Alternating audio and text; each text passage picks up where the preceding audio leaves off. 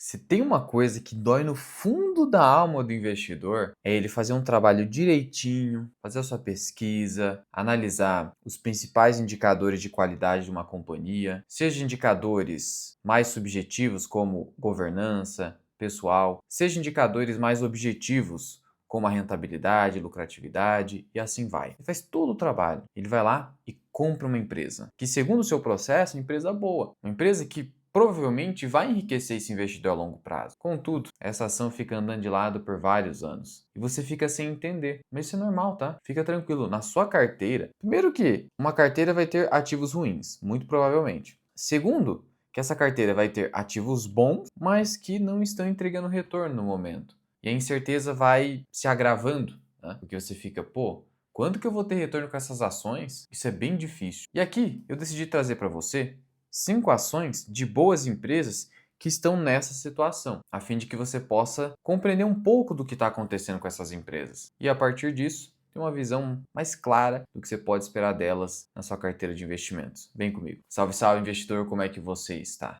E eu vou começar aqui com a Engie. Por que a Engie? Olha os últimos 5 anos. Tá vendo a variação aqui de apenas 6,58%? Nada, nada. Mesmo considerando os dividendos, nesses últimos 5 anos, a gente está falando que a ação entregou apenas 40% de retorno. Isso me produziu uma rentabilidade real, o que é real? Acima da inflação, de apenas 7,18%. Mesmo em 10 anos, a gente está falando de uma rentabilidade, considerando os dividendos, de apenas 133%. Apenas, Luan, isso é pouco?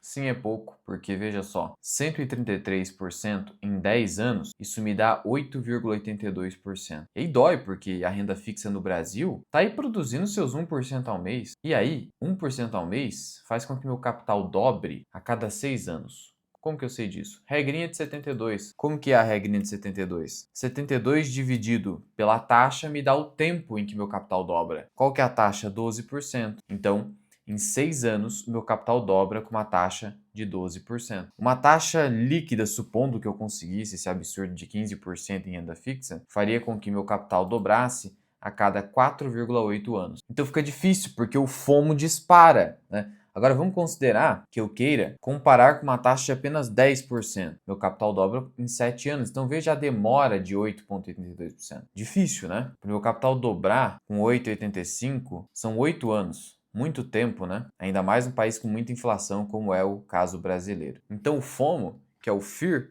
of Missing Out, o medo de ficar de fora, ele dispara. Você fala, meu, vou vender essa bosta aqui, vou colocar tudo em renda fixa que eu ganho mais. E você pode fazer isso? Você até pode, depende da situação. Vamos supor que você já tem uma idade avançada. Você fala, não dá mais para esperar. Não tem como ficar esperando. Eu vou ter que colocar na renda fixa porque eu preciso do rendimento. Esse rendimento aqui está insuficiente. Aí tudo bem. Mas se você é jovem e pode esperar, entenda o que está acontecendo na empresa. Você já deve ter ouvido falar, isso é verdadeiro, que a Microsoft, a gigante Microsoft, ficou pelo menos 10 anos andando de lado. Isso faz parte nos melhores negócios. E o caso da Engie é basicamente ciclo de investimento. Ciclo de investimento. Eu vou pegar aqui os resultados da Engie. Você vai notar o seguinte, aqui são os últimos 10 anos, né? Você vai notar que a receita cresceu consideravelmente. Saiu de 6,44 bilhões, disparou para quase 2 bilhões e nesse momento beirando 3 bilhões de reais. Né? Então a receita da empresa dobrou nesse período. Dobrou nesse período. Você vai falar, dobrou só em 10 anos. Não é grande coisa, né?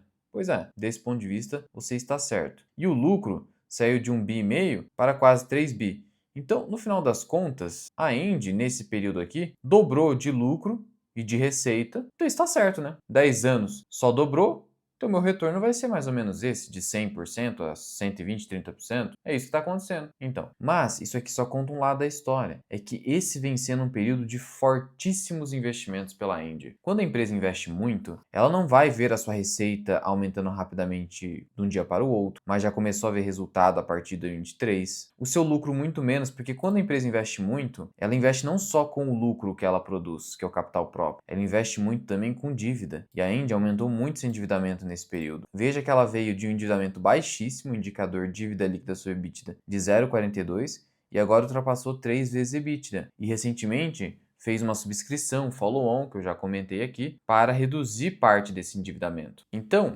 entenda o seguinte, quando você ouvir uma empresa falando, eu vou investir, eu vou fazer um ciclo de investimentos, já fala, opa, mesmo sendo uma boa empresa, eu vou ir com cautela nessa alocação. Eu entendo que a empresa é incrível, tem um histórico incrível, mas eu vou com cautela, porque muito provavelmente, pelos próximos 5 anos, essa ação vai andar de lado ou não vai me produzir um retorno satisfatório. Então eu vou comprar pouquinho, devagarzinho, não tem por que fazer grandes aportes numa empresa que vai passar por um ciclo de investimento onde grande parte do lucro vai ser consumido para investimento, e aí existe a incerteza do retorno e do tamanho do retorno, e para além disso, os dividendos irão reduzir, porque esse investimento vem com um sacrifício de redução dos meus proventos. E ainda por cima, eu vou ter aumento de endividamento, que também reduz o lucro para o acionista, porque os credores passam a ganhar mais dinheiro. É isso que eu venho falando, sabe, com qual ação? Com CEMIG. Não é que eu sou um detrator de CEMIG, nada disso, uma empresa muito boa. Mas veja, vai passar por um ciclo forte de crescimento, ou melhor dizendo, de investimento, depois vem o crescimento, e até lá você vai ficar aí, igual está acontecendo com a Engie, você vai suportar? Dá para suportar tranquilo, mas você vai ficar comprando muito de uma ação que não vai te produzir retorno pelos próximos anos? Como é que fica? E quando eu falo retorno, eu estou falando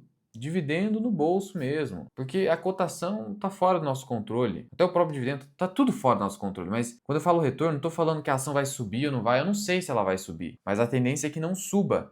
E a Índia é um exemplo. Agora, longuíssimo prazo é isso aqui, né? Boas companhias em prazos extremamente alongados, é isso aí que a gente vê. Desde 2000, considerando o reinvestimento de dividendos, a Índia produziu mais de 15% ao ano. E é tudo que a gente quer. Tudo que a gente quer é 15% ao ano numa ação. Até em termos de cotação, aqui a Índia, desde 2019, está andando de lado, né? Mas isso acontece de tempos em tempos, ó. De 2012 até 2018 também andou de lado por muito tempo, só que aí depois, pá! Então, após o ciclo de crescimento, a empresa dispara, porque aí começa a aparecer o quê? Os frutos. Os frutos começam a se apresentar nos resultados, nos demonstrativos contábeis. Portanto, entenda, se você tem Engie e está andando de lado há muito tempo, esse é o contexto. Mas veja, já faz alguns anos, já faz, na verdade, bastante tempo que ela está nesse período. Então, teoricamente, com esse movimento recente dela de redução da alavancagem, com a tendência a princípio de não prover mais investimentos. A princípio a ideia é você ter essa ação disparando em dado momento. Eu não sei, mas é esse tipo de consciência que a gente precisa ter nessas empresas. A próxima ação da lista aí é um IPO mais recente, né? 2019.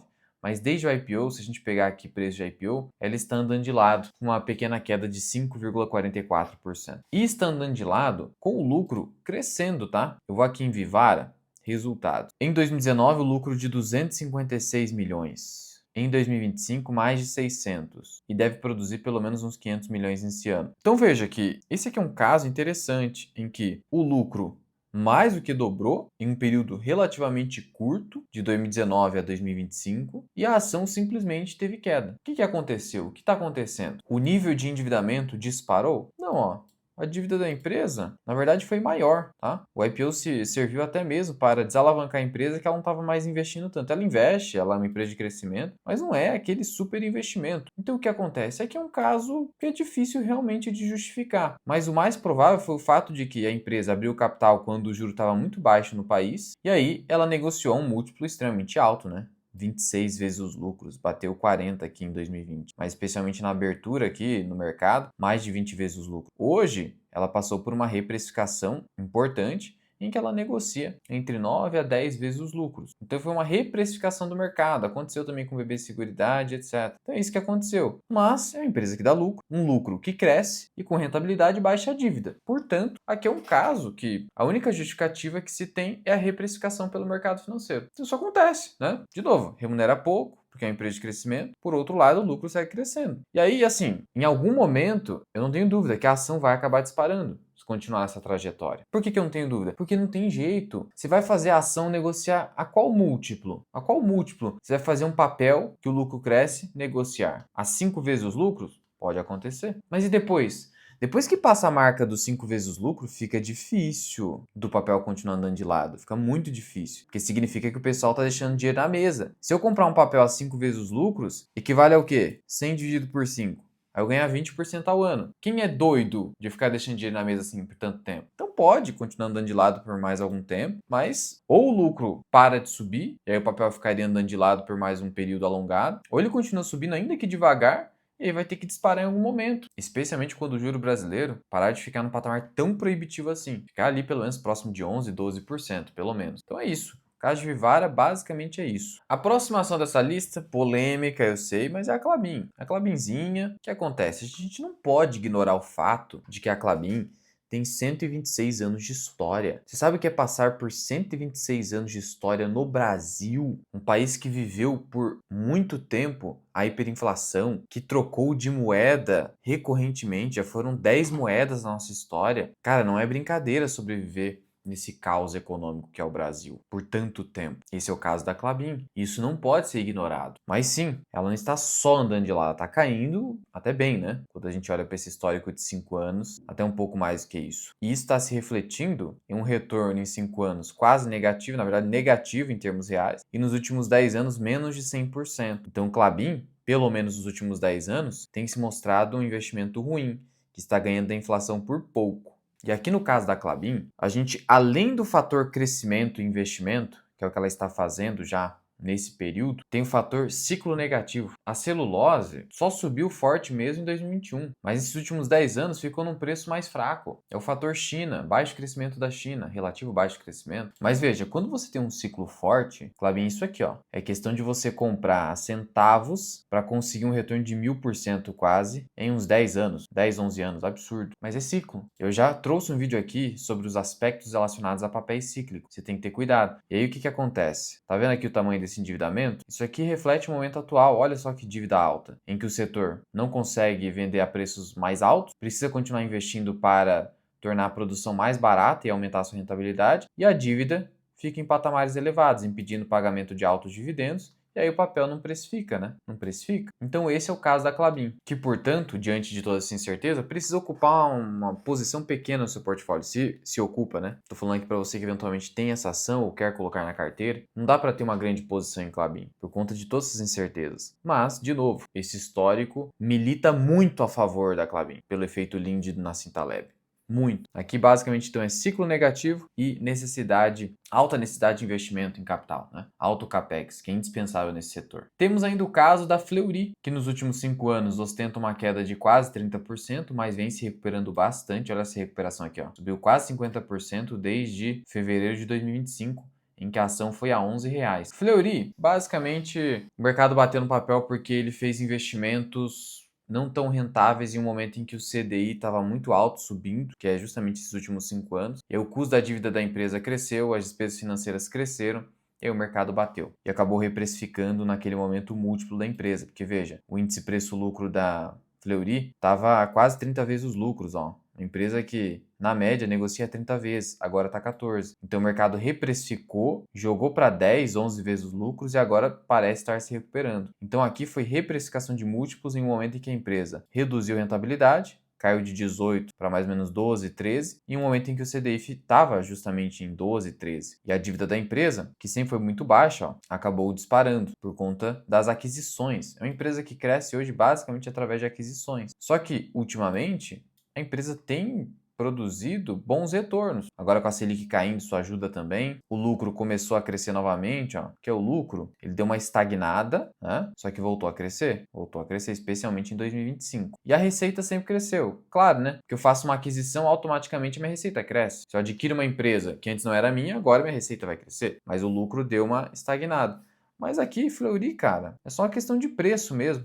Não pagar caro demais, porque é um negócio, uma boa rentabilidade. Hoje que a rentabilidade ainda não está tão alta, mas vem se recuperando, mas já foi uma rentabilidade muito alta. Esse histórico aqui é muito bacana. A gente busca empresas com retorno sobre patrimônio líquido, ou ROI, acima de 15. E no histórico a Fleury consegue fazer isso. Então aqui basicamente, de novo, ciclo de investimento. Se você tivesse posicionado em Fleury, e aí você ouve a notícia, escuta, lê, que a Fleury vai começar um ciclo de investimento. Opa, no mínimo eu vou parar de comprar. Se estiver muito concentrado, talvez até reduzir a posição para voltar a comprar em outro momento. Porque vai dar ruim. Não tem jeito uma empresa anunciar fortes capex e simplesmente não acontecer nada. Ah, vai continuar subindo porque ela está investindo. A não ser que seja a bolha da IA, como está acontecendo hoje. Mas aqui no Brasil é altamente improvável esse tipo de situação. Então, é esse tipo de gestão que você precisa ter numa gestão ativa de portfólio.